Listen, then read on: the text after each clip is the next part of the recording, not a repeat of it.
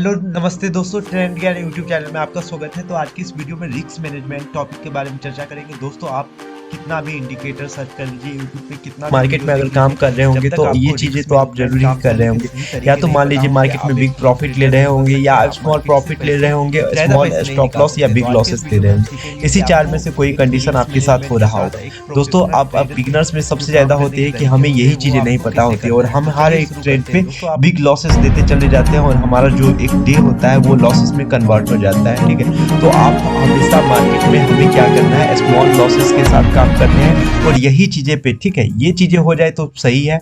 Small losses अगर market में देख रहे हैं तो कोई दिक्कत नहीं है। ठीक, तो हमें बस क्या करना है, स्मॉल लॉसेस देना। अगर मार्केट में लॉस होंगे, देखिए मार्केट में कोई भी लोग सही 100% नहीं हो सकते हैं, तो हमें बस क्या करना है, सही 100% नहीं होंगे तो स्मॉल लॉसेस देना है। ठीक है, ये चीज़ें हो जाए सही है, लेकिन हमें कभी भी ये गलतियां नहीं करना है, इससे अवॉइड करके रखना है। बिग लॉसेस के साथ हमें हमेशा अवॉइड करके रखना है। तो चलिए शुरू करते हैं।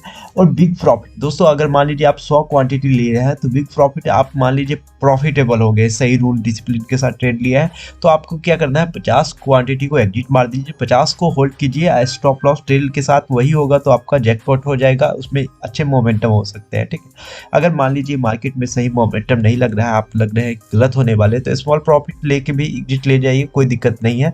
लेकिन हमें सबसे अवॉइड करना है कि बिग लॉसेस नहीं देना है। ठीक, क्योंकि बिग लॉसेस दीजिएगा आपका draw down of your capital हो जाएगा। ठीक है, तो हम आगे इसी पे चर्चा करेंगे कि हमें कम से कम बिग लॉसेस ना हो। ठीक है, और हमें यही चीज़ें की ध्यान में रखना है। एक डे ट्रेडर के लिए सबसे मेन इंपॉर्टेंट होती है कि वो बिग लॉसेस कभी भी मार्केट को ना दे। ठीक है, क्योंकि यहाँ पे ड्रॉ डाउन कैपिटल हो जाएगा और आप इसको रिकवर करने के चक्कर में और ड्रॉ डाउन अपना कैपिटल को कर दीजिएगा। तो एक और चीज़ दोस्तों सबसे इम्पोर्टेंट है, इस वीडियो को आखिरी तक देखिएगा और एक लाइक दे के जाइए इस वीडियो को, और यूट्यूब चैनल को सब्सक्राइब कर लीजिए। तो चलिए शुरू करते हैं। दोस्तों, रिस्क मैनेजमेंट के टॉपिक्स को अगर समझना चाहते हैं तो इस वीडियो को 2 या 4 बार जरूर देखिएगा, तभी आपको चीज़ें समझ में आएगी कि रिस्क मैनेजमेंट होता कैसे है। तो हम सबसे पहले जान लिए कि हमें मार्केट में कभी भी बिग लॉसेस नहीं देना है। एक डे ट्रेडर के लिए ये सबसे ज़्यादा इंपॉर्टेंट बात है। ठीक है, स्मॉल लॉसेस हो जाए कोई दिक्कत नहीं है। ठीक है, इसलिए always use of my stop loss, सब चीज़ें लिखा हुआ है। चलिए शुरू करते हैं। अब देखिए, मान लीजिए कि आपके पास 1 लाख रुपीज कैपिटल है, मान लीजिए एक ट्रेडिंग करने के लिए, तो दोस्तों आपका उसमें 20,000 रुपया जो रखिए वो आप अपने बैंक अकाउंट, फिक्स डिपॉजिट कहीं भी अलग रखिए, उसको स्टॉक मार्केट में डालने की जरूरत नहीं है। अगर आपको लगता है 1 लाख कैपिटल है मेरे पास तो ठीक है, इसका एग्जाम्पल 1 लाख के बदला आप 10,000 का भी ले सकते हैं। तो उसमें आपको कैसे करना है, तो ये चीज़ें भी आप 10,000 पे भी अप्लाई कर सकते हैं या 1 लाख कैपिटल पे भी अप्लाई कर सकते हैं, सेम थिंग्स सब पे होगा। ठीक है दोस्तों, उसमें से आपका क्या करना है, 30% कैपिटल को हमेशा जो यूज करना है, जब भी मार्केट फॉल दे, अच्छी करेक्शन करे या अच्छे लेवल पे कोई स्टॉक मिले तो उसमें बाइंग करना है। वो भी कैसे, 30% कैपिटल को हमेशा डाइवर्सिफाई ऑफ सेक्टर में इन्वेस्टमेंट करना है। Leading company of a specific sector जैसे Cipla, Tata steel, SBI, Tata motor, Eicher motor, ये सब अपने अपने क्षेत्र के लीडिंग कंपनियां हैं।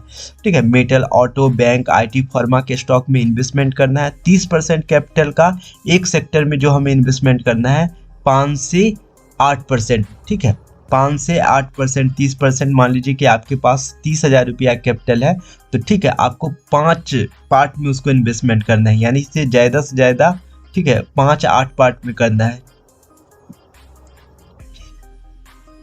जैसे 8 पार्ट में किए तो 5,000 रुपया के करीब, ठीक है, 6 पंचे 30, 5 से 6,000 रुपया के करीब आप पर सेक्टर इन्वेस्टमेंट कर सकते हैं। ठीक, तो ऐसे इन्वेस्टमेंट करना है आपको, डाइवर्सिफाई सेक्टर में करना है। 30% कैपिटल को 50,000 रुपया, मान लीजिए कि 1 लाख कैपिटल था, 20% हम बैंक अकाउंट में रखेंगे। ठीक है, 20,000 रुपया, 30% यानी 30,000 रुपया हमको इन्वेस्टमेंट करना है डाइवर्सिफाई ऑफ सेक्टर में, और एक सेक्टर में 6,000 से ज़्यादा यूज नहीं करना है। ठीक है, और 5 सेक्टर में एटलीस्ट हमें इन्वेस्टमेंट करना है। चलिए, अब बचा हमें 50,000 रुपया कैपिटल। ठीक है, 50,000 कैपिटल को आप अगर डे ट्रेडर कर रहे हैं तो 10 से 12 पार्ट में उसको डिवाइड कीजिए। ठीक है, आपको यानी कि कम से कम पर ट्रेड के लिए 6 से 5,000 रुपया ही यूज करना है। पर ट्रेड में 6 से 5,000 रुपया ही यूज करना है। 50,000 रुपया की कैपिटल है तो हमें एक ट्रेड में जो यूज करना है मार्जिन, वो 50 के करीब ही मार्जिन यूज करना है। 50 के 5 के करीब ही मार्जिन यूज करना है 50,000 की कैपिटल पे। चलिए ये चीज़ें हमने सीख लिया। अब चलिए देखते हैं कि हमें क्या करना है। देखिए दोस्तों 50,000 का कैपिटल है तो आप क्या कीजिए 5,000 रुपये की कैपिटल को डिवाइड कीजिए आप 10 पार्ट में, ठीक है। 5,000 रुपया की कैपिटल डिवाइड किए। रिस्क मैनेजमेंट के लिए सबसे इंपॉर्टेंट पार्ट है, क्योंकि 5,000 रुपया में भी आपको 10x लिवरेज मिल रहा है, यानी कि 50,000 रुपया का आप उसमें मार्जिन ले रहे हैं, ठीक है। तो 50 के क्या 8 से 10 पार्ट में हमें डिवाइड करना है, अगर रिस्क मैनेजमेंट के साथ आप काम करना चाहते हो तो, ठीक है। अब देखिए क्या करना है कि दोस्तों बी ट्रेड जो करेंगे एलिस ब्लू में 10x मार्जिन मिल जाता है, ठीक है। तो 5,000 पे भी आप 50,000 रुपया का ट्रेड ले सकते हैं। तो इसके लिए अब क्या होगा दोस्तों 1% पे आप मार्जिन जो लिए हुए हैं तो हमें ज़्यादा से ज़्यादा रिस्क लेना है 1% का, ठीक। 50,000 मार्जिन पे मान लीजिए 5,000 रुपया में हमको 10x मार्जिन मिला तो हमको 50,000 मतलब ट्रेड का वैल्यू बनेगा। तो उस पर हमको रिस्क लेना है 1%, यानी कि 500 रुपया ही ऐसा लगाएंगे। अगर मान लीजिए आपने 5,000 रुपया मार्जिन में यूज करके कोई 100 क्वांटिटी किसी स्टॉक का लिया है, ठीक है। तो उसमें से ज़्यादा 3 से 4 पॉइंट आपका एसएल होना चाहिए, यानी कि 500 रुपया से उसमें ज़्यादा नहीं देंगे। अब कितना, अगर मान लीजिए कि हमें एक ट्रेड में कितना क्वांटिटी लेना चाहिए तो इसका भी आगे में डिस्कस हम करेंगे। जैसे मान लीजिए कि दोस्तों आपको उस ट्रेड में रिस्क कितना ले रहे हैं, ठीक है। रिस्क भागा उसकी क्वांटिटी कर दीजिए, आपको वो कितना क्वांटिटी लेना चाहिए वो पता चल जाएगा। जैसे देखिए 50,000 का कैपिटल है, ठीक है। इसमें हम 500 रुपया का रिस्क ले रहे हैं, ठीक है। 500 रुपया का यहाँ पे रिस्क ले रहे हैं तो 500 रुपया को डिवाइड कर दीजिए, ठीक है। 50,000 रुपया में देखिए यहाँ 0 कट गया और 5 गुने अब 5 डिवाइड बाय 1, यानी कि देखिए इसका 100 क्वांटिटी ही आपको ट्रेड के लिए लेना है, ठीक है। 50,000 का आपने मार्जिन यूज किया और उसमें 500 रुपया आप अपना स्टॉप लॉस, ज़्यादा से ज़्यादा आपका 500 रुपया ही जाना चाहिए। तो 500 भागा 50,000 कीजिएगा, यानी कि उसमें आपको 100 क्वांटिटी लेना है, यानी कि क्वांटिटी कितना लेना है आपको समझ में आ गया। टोटल मार्जिन यूटिलाइज बाय हमको स्टॉप लॉस उसमें कितना रखना है 1% रखना है, यानी कि 50,000 में हमें 1% 5,500 रुपया बना, ठीक है। 1% बोल रहे हैं, मतलब आपका 5,000 का 1% और 50,000 का 10% हो जाएगा, ठीक है। तो आपको यानी कि 5,000 रुपया का 1% ही आपको स्टॉप लॉस लेना है और मार्जिन लगा के 50,000 रुपया का 10% हो जाता है, ठीक है। तो यानी कि 500 रुपया ही हमें एसएल लेना है और क्वांटिटी कितना बाइंग करेंगे तो आपको जितना मार्जिन यूज किए हैं डिवाइड बाय आप जितना एसएल रख रहे हैं, ठीक है। तो वो चीज़ें हो गया कि आपको क्वांटिटी कितना सेलेक्ट करना है। अब चलिए हम नेक्स्ट टॉपिक पे चर्चा करते हैं कि हमें रिस्क मैनेजमेंट में और क्या क्या इंपॉर्टेंट चीज़ें हैं जिसको ध्यान में रखना है। तो आप कोई भी ट्रेड ले रहे हैं तो आप जितना मार्जिन यूज कर रहे हैं उसमें जितना रिस्क लेना चाहते हैं उसको उससे डिवाइड कर दिए, आपको क्वांटिटी मिल जाएगा, उतना ही क्वांटिटी लेना है, उससे ज़्यादा नहीं लेना है। अब देखिए दोस्तों अगर विदाउट रिस्क मैनेजमेंट, अगर आपको रिस्क मैनेजमेंट के साथ ऐसे ट्रेड लेना है, ठीक है। अब देखिए कैसे मार्केट में ट्रेड किया जाता है इसको नेक्स्ट वीडियो में समझेंगे। अगर आप मान लीजिए विदाउट रिस्क मैनेजमेंट नहीं करेंगे काम तो आपका क्या होगा, मनी वाइप आउट हो सकता है, आप लॉस में चले जाएगा और लॉस रिकवर करने जाएगा तो और पैसे आपके जाएंगे, ठीक है। तो without stop loss money wipe out होंगे, not become part of gambling. अगर आप विदाउट स्टॉप लॉस या विदाउट रूल काम कीजिएगा तो आप गैम्बल के पार्ट यानी कि बन सकते हैं। तो हमें no become of part of gambling बनना है। Never fight of market SL hit या यू प्रूफ रॉन्ग। आप गलत जब भी प्रूफ हो जाओगे आपको कभी भी मार्केट से फाइट नहीं करना है, ठीक है। रूल डिसिप्लिन को नहीं भूलना है। किसी में अगर एसएल हिट हो जाए, ठीक है, तो आपको अपना माइंड सेट मतलब चेंज हो जाएगा। आपको विदाउट एनी कोई rule condition candlestick chart pattern देखे ही आप उसमें ट्रेड लेने लगोगे, तो ऐसे नहीं करना है। अगर किसी में स्टॉप लॉस हिट हुआ है तो लॉस रिकवरी के चक्कर में हमें अपने माइंडसेट को चेंज जब हो जाए तो ऐसे हमें ट्रेड नहीं करना है।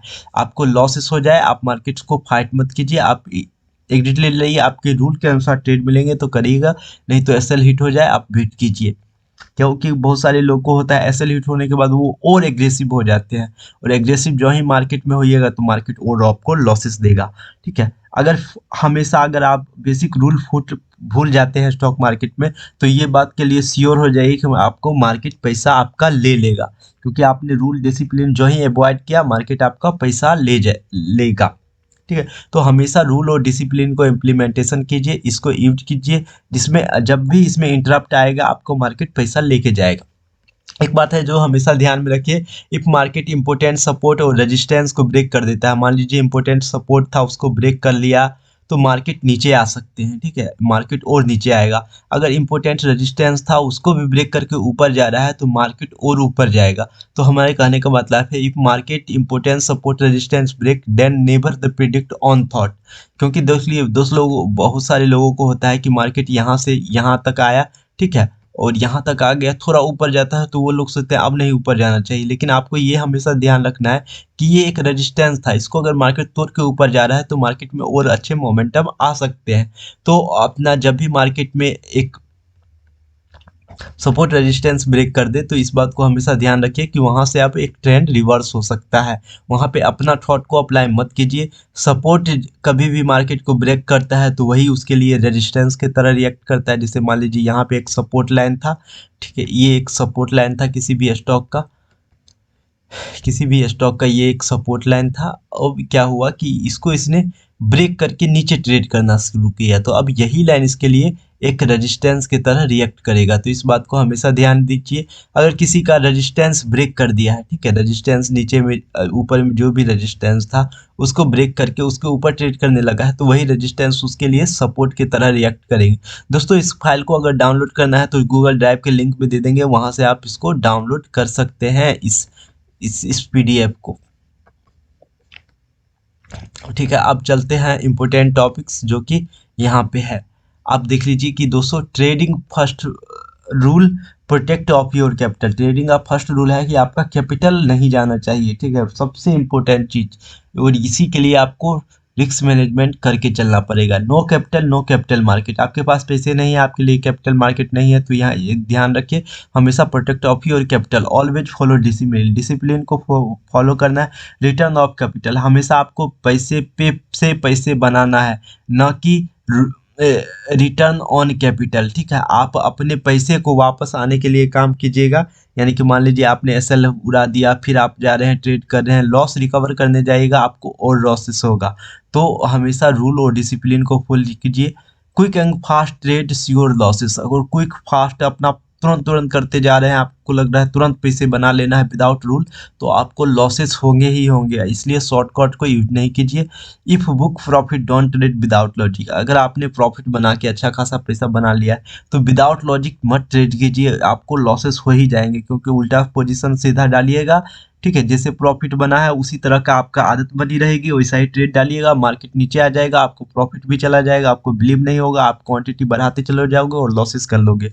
तो ये हमेशा याद रखना है कि क्विक और फास्ट ट्रेड नहीं करना है विदाउट लॉजिक। जो भी आपके रूल लॉजिक है उसके मुताबिक ट्रेड मिले तब ये करना है। Start small make big. हमेशा कम क्वांटिटी शुरू करें और उसी को मल्टीपल करते जाएं, उसी से पैसे बनाते चले जाएं, ठीक है। एक और सबसे इम्पोर्टेंट है, एक pro trader always protect on capital. एक प्रो ट्रेडर जो भी होता है वो उसकी सबसे प्रायोरिटी होती है कि वो हमेशा मार्केट में कोई भी इंटरप्ट, कोई भी व्यवधान आने पे उसकी सबसे इम्पोर्टेंट चीज़ होती है वो कैपिटल को प्रोटेक्ट करना जानता है। और यही चीज़ें होना चाहिए, आपका कैपिटल प्रोटेक्ट होना चाहिए। तो ऊपर तरीके जो बताएं उस पर काम कीजिए। Trading easily if you trade with logic and price action. अगर प्राइस एक्शन और विथ लॉजिक के साथ ट्रेड करते हैं तो इजीली है, नहीं तो ये काफ़ी ज़्यादा डिफिकल्ट है और इससे आपको लॉसेस हो सकते हैं, इससे कोई नहीं डिनाई कर सकता है। तो हमेशा याद रखिए कि हमें क्या करना है कि एक सही क्वांटिटी में स्टॉक को सिलेक्शन करना है, डाइवर्सिफाई ऑफ सेक्टर में हमें ट्रेड करना है और इजीली है मार्केट से पैसा बनाना। तो रिस्क मैनेजमेंट के इस टॉपिक में आपने काफ़ी कुछ सीखा होगा। वीडियो अच्छा लगे तो चैनल को लाइक कीजिए और सब्सक्राइब कीजिए। Thanks for watching this video. Please subscribe my channel.